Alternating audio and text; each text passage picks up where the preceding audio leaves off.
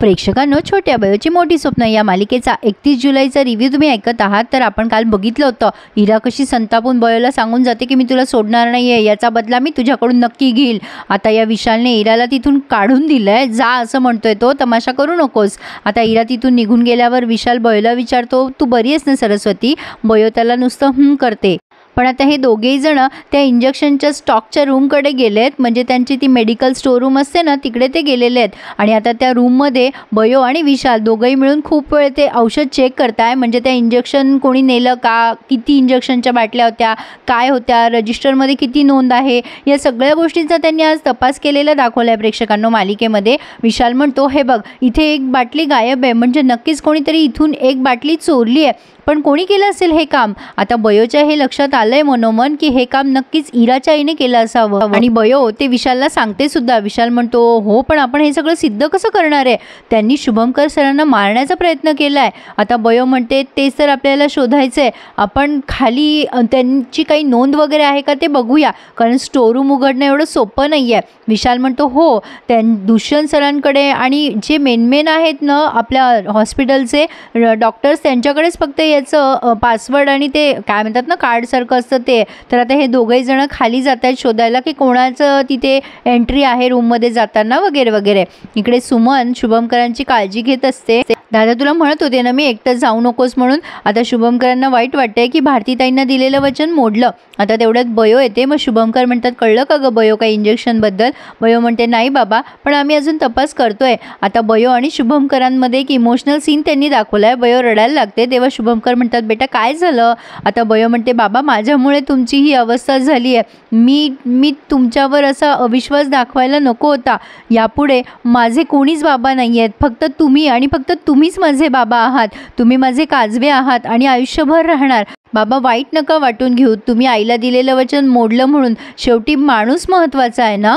बयो त्यांना म्हणते, तुम्ही हे सगळं केल्यामुळे उलट अजून तुमचा आदर खूप वाढलाय माझ्यासाठी, आणखीन तो रिस्पेक्ट खूप वाढलाय। बाबा तुम्ही माझे जन्मदाते नसाल तरीसुद्धा यापुढे तुम्ही आणि फक्त तुम्हीच माझे बाबा असाल, आधीही होता आणि कायम राहणार। बयो आता रडून शुभंकरांच्या पायाशी अशी पडली आहे आणि तिचे अश्रू त्यांच्या पायावर पडलेत असं त्यांनी दाखवलंय, म्हणजे बयो त्यांच्या पायाजवळ बसलेली असते। शुभंकर आता तिला जवळ घेऊन म्हणतात, रडू नकोस बेटा, मी कायम तुझ्या पाठीशी होतो आणि कायम राहणार। आता बयो त्यांच्याकडे अगदी आपुलकीने आणि प्रेमाने बघत असते। छान इमोशनल असं सीन होता हा। पण आता बयो मनातल्या मनात विचार करते, बाबा मी आता तुमची अशी अवस्था करणाऱ्याला सोडणार नाहीये, कारण बयोच्या लक्षात आलंय की हे कटकारस्थान गौतमीचंच आहे, म्हणून गौतमीने सुनील बोवलेला मदत केली आहे। आता आरव आलाय तिथे आणि म्हणतोय, बयो काही सापडलं का ग, कोणाच्या नावाने रजिस्टर होतं काय वगैरे? आता आरव तिथे बघतोय रजिस्टर वगैरे सगळे चेक करतोय। आता बयो म्हणते, दादा नाही ना, काहीच कळत नाहीये हे कोणी केलं असेल। आता आरव म्हणतो, अगं पण कोणाला माझ्या बाबाला मारायचं असेल, कोण असेल माझ्या बाबाचा जीव घ्यायचा प्रयत्न करणारा? आता बयो मनातल्या मनात विचार करते, दादा तुला कसं सांगू, हे काम तुझ्या आईचंच आहे म्हणून। आरव म्हणतो, तो जो कोणी असेल ना त्याला सोडायचं नाही आपण। बयोला कळतंय सगळं, पण तिला आरवला सांगायचं नाहीये। नेहमीप्रमाणे बयो लपवाछपी करणार। आता विशाल येऊन विचारतो, काही सापडलं का तुम्हाला? आरव म्हणतो, नाही ना, अजून काहीच सापडलेलं नाहीये। आता विशाल म्हणतो, मला असं वाटतं CCTV फुटेजमध्ये काहीतरी दिसेल आपल्याला। आता आरव म्हणतो, हो बरोबर आहे तुझं विशाल। बयो म्हणते, चला आपण CCTV फुटेज चेक करूया।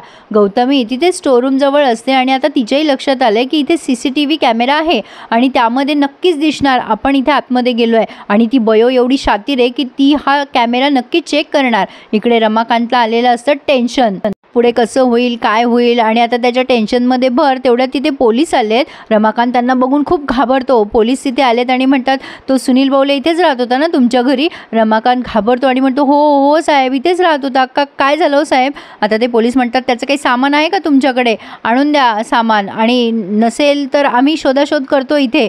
आता ते इकडे तिकडे बघत असतात सुनीलचं काही सामान आहे का, काही आहे का वेगळं तपासण्यासारखं वगैरे वगैरे। आता रमाकांत म्हणतो, थांबा मी आणून देतो तुम्हाला सामान। आता त्याने सुनीलचं सामान आणलंय आणि त्यांना सांगतोय की यात त्याचे काही कपडे आणि वापरायच्या वस्तू आहेत। पण काय हो साहेब, सुनील काही बोलला का, त्याने हे सगळं का केलं, कशासाठी केलं?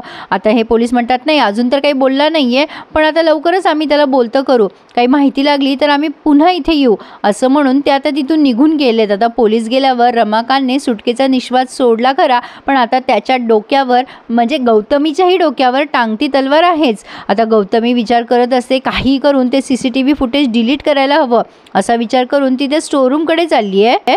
आणि इकडे विशाल, आरव, बयो हे तिघही जण त्या स्टोरूमकडे चाललेले असतात. आता विशाल त्या बयोला ते कार्ड देतो आणि म्हणतो ह्याने तू ओपन कर हं दार. आता तेवढ्यात त्याला इमर्जन्सीसाठी कोणाचा तरी कॉल आला आहे. आता विशाल ते तिच्या बयोकडे देतो तिच्याकडे आणि म्हणतो हे तू ओपन कर, मला इमर्जन्सी आहे, मी आलो लगेच जाऊन हं. आता हा आरव पण म्हणत असतो चल बयो मी येतो तुझ्याबरोबर. बयो म्हणते नाही दादा तू एक काम कर, तू बाबांजवळ थांब, मी जाऊन आणते ते फुटेज, तू नको टेन्शन घेऊ. आरव म्हणतो बरं ठीक आहे तू जा आणि मी बाबाकडे आहे, मला कळव काही लागलं तर. आता आरव पण तिथून निघून गेलाय. बयोला असं वाटत असतं याने फुटेजमध्ये त्याच्या आईला बघितलं तर प्रॉब्लेम नको व्हायला. आता बयो त्या रूमकडे जात असते तेवढ्यात या गौतमीने हुशारी केली आहे. इराला फोन करून सांगितलं इरा माझं एक काम कर. इरा म्हणते काय झालं मम्मा, कसलं काम करायचं आहे. गौतमी म्हणते हे बघ त्या बयोला तिथे वॉर्डमध्येच थांबून ठेव काहीही करून. इरा म्हणते का पण काय झालं आहे. आता गौतमी तिला म्हणते जास्तीचे प्रश्न विचारू नकोस, जेवढं सांगितलं ना तेवढं कर. आता गौतमी खूप घाबरते, काय करावं तिला कळेना. तेवढ्यात तिच्या खांद्यावर कोणाचा तरी हात पडला. आता तो असतो रमाकांत. गौतमी त्याच्यावर वैतागते आणि म्हणते भाऊजी काय चाललंय तुमचं, घाबरवताय कशाला मला. रमाकांत म्हणतो अहो बहिणी, अहो पोलीस आले होते घरी त्या सुनील बौलेचं सामान घ्यायला. अहो त्या बौलेने आपली नावं जर सांगितली पोलिसांना तर अहो गुतून जाऊ हो आपण दोघं जण. आता ही गौतमी म्हणते काही होणार नाही आहे तसं, कशाला तो नावं सांगणार आहे आपली, आणि हे सगळं आपणच केलं हे कशावरून, ते सिद्ध करावं लागेल ना त्यांना, तुम्ही काही काळजी करू नका. अहो काहीही होणार नाही आहे तसं. आपल्याला आता आधी हे CCTV फुटेज डिलीट करावं लागणार आहे. मी इंजेक्शन आणलं होतं ना त्या खोलीतून, त्या खोलीमध्ये CCTV कॅमेरा होता. रमाकांत म्हणतो अरे बाप रे वहिनी आता काय करायचं. गौतमी म्हणते मी म्हणते तसं करा आता, चला माझ्या मागे. आता ही बयो आली आहे तिथे वॉर्डकडे आणि आता बयो तिथे आतमध्ये शिरणार. तेवढ्यात इरा तिच्या मागे मागे जाते, पण ती विचार करत असते असं का सांगितलं असेल मम्माने, जाऊ द्या कशाला का सांगितलं असेल ना, जे सांगितलं ते करूयात. आली मोठी इरा आज्ञाधारक असो. तर आता बयो त्या रूमजवळ गेली आहे आणि आता इरा जोरात ओरडते थांब बयो, आणि आता बयो तिच्याकडेच जाते आहे आणि आता इरा तिच्याकडे रागाने बघते. आणि प्रेक्षकांनो हा भाग त्यांनी इथेच पूर्ण केला आहे. आज त्यांनी एवढंच दाखवलं, सगळा थरारच होता आज. हे शोधाशोध कर, ते शोधाशोध कर वगैरे. आता विशाल म्हणतो तू आता काय करणार आहेस, तू त्यांना अडकवणार आहेस का सोडून देणार आहेस, म्हणजे गौतमीबद्दल बोलतोय तो. आता या बयोने गौतमीला तिथे पकडलंय, पण माझा असा अंदाज आहे गौतमीने CCTV फुटेज डिलीट केलं असावं. बयोने निर्धार केलाय की काहीही झालं तरी गौतमीला शिक्षा झालीच पाहिजे, मी या बाईला सोडणार नाही असं ती विशालला सांगतीये. आणि प्रेक्षकांनो आज बयोचे 600 भाग पूर्ण झाले, त्यासाठी पूर्ण टीमचं खूप खूप अभिनंदन. काहीही असो प्रेक्षकांनो, मालिका पूर्ण करण्यासाठी खूप मेहनत लागते. या सगळ्या कलाकारांच्या मेहनतीला आणि एफर्टला खरंच खूप खूप सलाम. छान दाखवतात आहेत मालिका ते. आता बघूयात पुढे काय घडतंय, गौतमी कशी एक्सपोज होते ते. कसा वाटला आजचा भाग कळवा. आणि एवढी रात्र झाली तरी तुम्हाला न चुकता मी भाग देते प्रेक्षकांनो, त्यामुळे एखादा लाईक करणं तर मी डिझर्व करतेच. ज्यांनी चॅनल नसेल सबस्क्राईब केले त्यांनी नक्की चॅनल सबस्क्राईब करा आणि एखादा लाईक नक्की करा हं.